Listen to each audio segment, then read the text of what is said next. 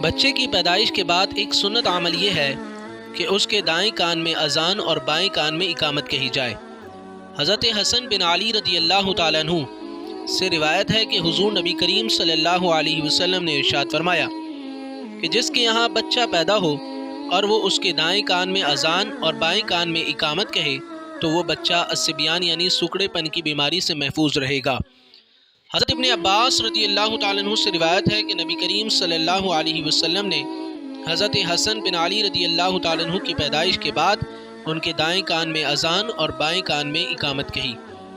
علماء فرماتے ہیں کہ اس اذان اور اقامت کی حکمت یہ ہے کہ اس طرح سے نومولود بچے کے کان میں سب سے پہلے جو آواز پہنچتی ہے وہ خدائے بزرگ و برتر کی بڑائی اور عظمت والے کلمات اور اس کی شہادت کے الفاظ ہوتے ہیں، جس کے ذریعے انسان اسلام میں داخل ہوتا ہے۔ گویا اسے دنیا میں آتے ہی اسلام اور خدائے واحد کی بڑائی کی تلقین کی جاتی ہے، جس کے اثرات ضرور بچے کے دل و دماغ میں پڑ جاتے ہیں، اگرچہ وہ ان اثرات کو ابھی سمجھ نہیں پاتا۔ اور ایک اور حکمت یوں بیان کی گئی کہ اذان سے چونکہ شیطان بھاگتا ہے جو کہ انسان کا اصلی دشمن ہے، اس لیے اذان کہی جاتی ہے کہ دنیا میں قدم رکھتے ہی بچے پر پہل شیطان کا قبضہ نہ ہو اور اس کا دشمن ابتدا ہی میں بھاگ کر پسپا ہو جائے۔ اور یہ حکمت بھی بیان کی گئی ہے کہ بچے کے کان میں پیدائش کے بعد اذان دی جاتی ہے اور دنیا سے رخصت ہونے کے بعد نماز جنازہ پڑھائی جاتی ہے۔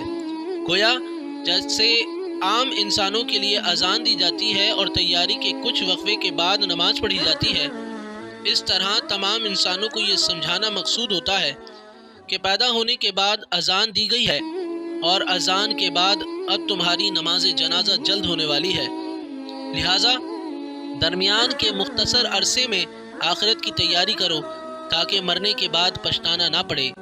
کسی نے خوب کہا ہے، آئے ہو اور ہو گئی اذان، اب ہوگی نماز، بس اتنی دیر کا جھگڑا ہے، زندگی کیا ہے۔ اللہ تعالی ہمیں سمجھنے کی توفیق عطا فرمائے۔ ہماری ویڈیو کو شیئر کیا کریں، ہمارے چینل کو سبسکرائب کریں۔